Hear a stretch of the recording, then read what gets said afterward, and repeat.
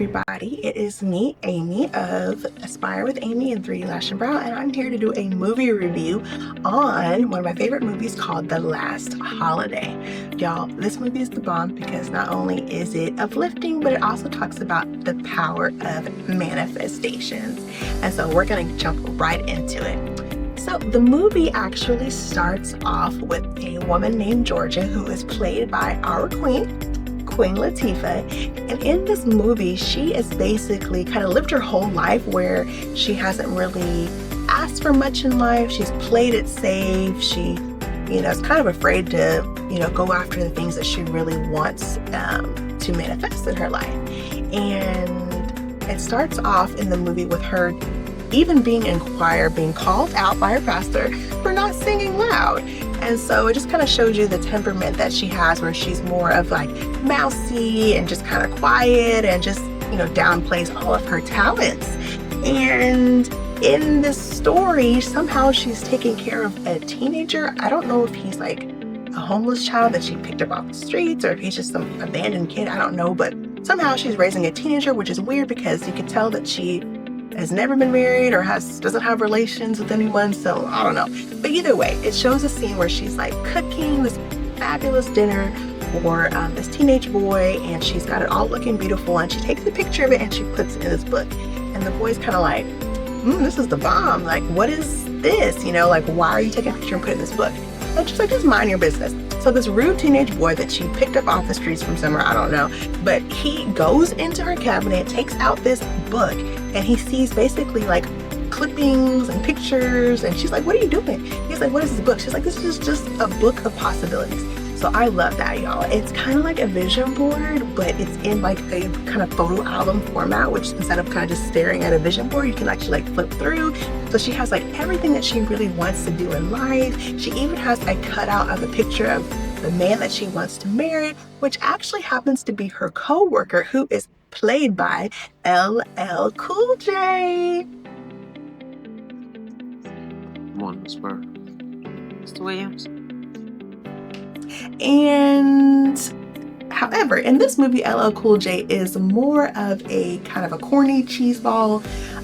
He and Queen Latifah both really like each other, but they're both afraid to tell each other that they are in love with one another. So they're just kind of doing this cat and mouse dance, and they have like these really cringy kind of flirtation scenes where they are like flirting with each other, but it's just so awkward.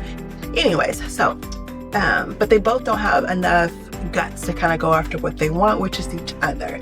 Well, one day when they're having one of their cringy flirt scenes, Georgia hits her head and she is like knocked out, and LL Cool J somehow carries her to a hospital inside of the department store. Very confused about that, but somehow there is a licensed physician on staff who happens to have a CAT scan and runs her through the CAT scan, and it determines that she has some kind of huge brain tumor.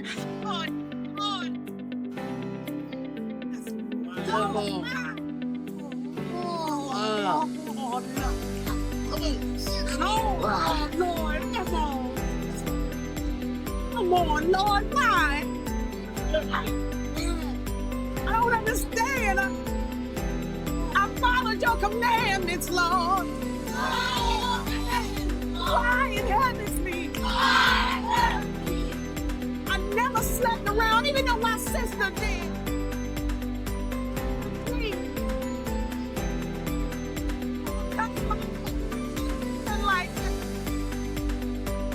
That is basically going to kill her in about 1 week. So, she decides to check out her health insurance, which turns out to be a scam because she's been paying her premium for years and years. However, they won't cover anything for her surgery, which happens to be $100,000. So here she is kind of boo-hooing, crying, looking at her book of possibilities because she just never really lived her life. She wanted to do all of these things, but never took any steps to make it happen. Well, she decides, you know what, I think if I'm gonna die in 1 week, I'm just gonna go for it. So she ends up going to her job and finally talking to the boss, which the boss and the CEO of the company happen to be kind of huge jerks. And they treat her like crap, but she's never said anything. So finally she takes it upon herself to let her manager know, you suck and I quit. Yes, I do.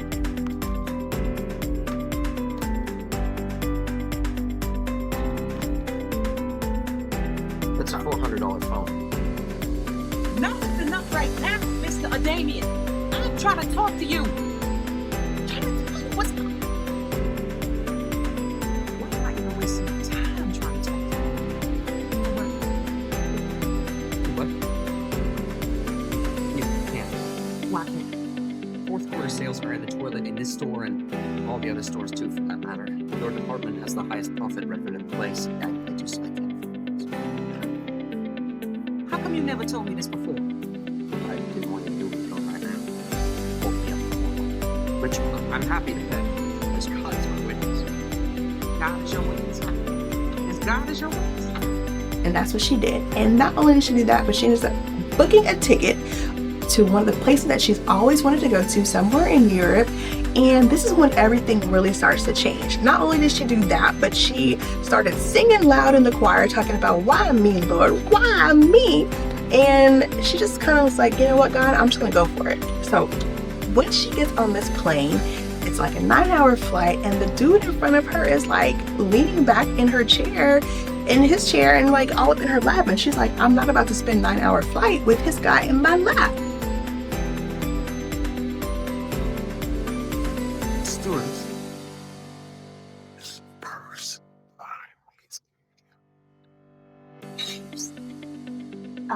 Ma'am, would you mind lowering your knees so the gentleman in front of you can put his seat back down?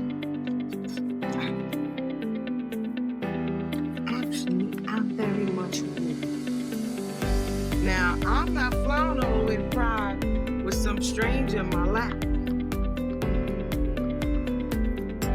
Some people? What people man right here? Get it. And so the flight attendant, who happens to be extremely rude, I'm not sure if it's because she was in economy, but they just happen to be extremely rude to her. And they're like, well, you know what? If you upgrade to first class, you wouldn't be uncomfortable. Had you chosen to fly first class, ma'am?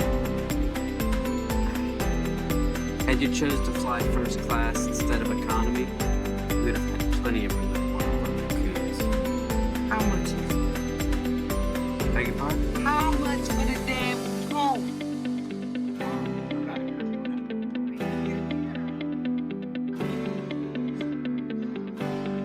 So she does. And that's when she starts to live, y'all. She upgraded to first class, and they are serving her lobster, and she's just having the best time up in this cocoon, okay?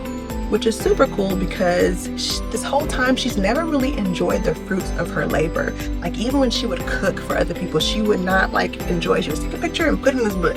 So now she's just really starting to live, and kind of that sets the tone for the rest of the movie. The moment she lands, she ends up booking a really nice hotel, and because she's like unapologetically living her best life at this point, people are starting to notice her. Like, before she could just kind of blend in, but now people are like, who's that? Who's this? Like, wow, she's just kind of doing her. She goes to this restaurant, and she decides to order basically everything off of the menu. And the chef, who is like a really prestigious, well-known chef in this area, is super excited because he's like, wow, somebody wants to try everything that I cook. And everybody wants to speak to the chef, but he chooses to meet with her because she's just doing her thing. And so again, she's starting to bring more and more attention to herself. Everybody wants to know who she is.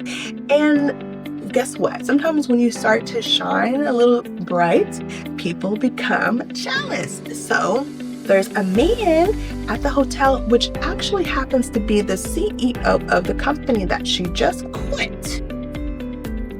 He's at the same hotel in Europe, same time, same week. I don't know, but he's starting to see who is this woman, and he's trying everything in his power to kind of take her down a couple of notches to show that she's not all that, y'all. Give me the attention. But you know what? Nevertheless, she keeps on shining, and she starts to just kind of let go and release some of this kind of scarcity mindset. She starts gambling, and she starts winning all of her money back ×3, and she's just doing really well. And so, you know, there's a scene where she's just kind of like, God, you know, like, I did not live my life, and I want to live my life. And she's just like, if I get more time, you know, I'll do right with my time.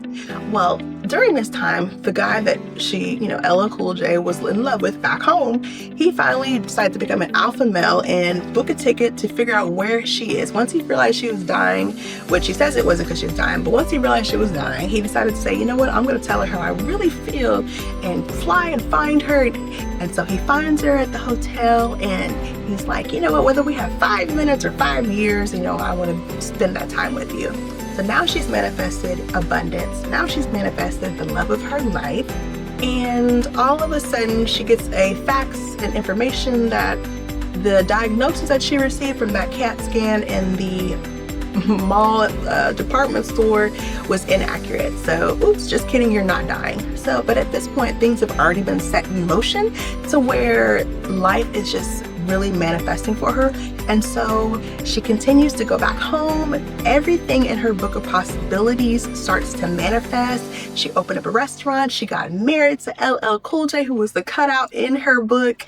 And she starts meeting the people that she wanted to meet in her life, traveling to the places and doing the things that she always wanted to do. But she waited basically until she had no more time left.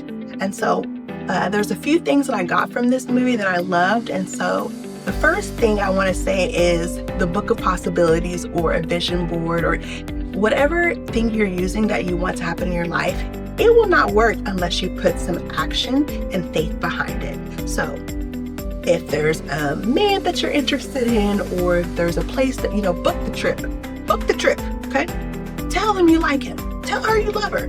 Whatever it is, make massive action. Don't wait. Another thing that stood out to me in this, you know, movie was basically, once you start to shine, sometimes you get haters, okay? But that doesn't mean you need to dim your light or your shine. You keep on shining. Do you, girl, okay? And that's exactly what you did. And it keeps bringing more and more abundance. Haters are always going to find something to hate about, so just keep it going. Another thing that I want to mention that stood out to me in this movie was, once she released that poverty, scarcity mindset, everything started to come to her like tenfold. Okay, once she released. When you release energy, things come back to you. So don't hold on so tight to everything, okay? And last but not least, do not wait till you are dying to start living. So many of us have so many goals, dreams, places we want to go, but we're always like, oh, for my 60th birthday I'll go here. No, why wait till then? Do it now. You don't know if you have that 60th birthday coming up, or 50th or 40th, or whatever it is, you know. But if it's something that you truly desire, don't wait till it's too late. Okay? And my name is Amy, and that was my review of one of my favorite movies, The Last Holiday, and talking about vision boards. Make sure you subscribe and send me a message on what your thoughts are on 3 Lash and Brow, Instagram, or aspirewithamy.com, and I would love to hear your thoughts. Thank you.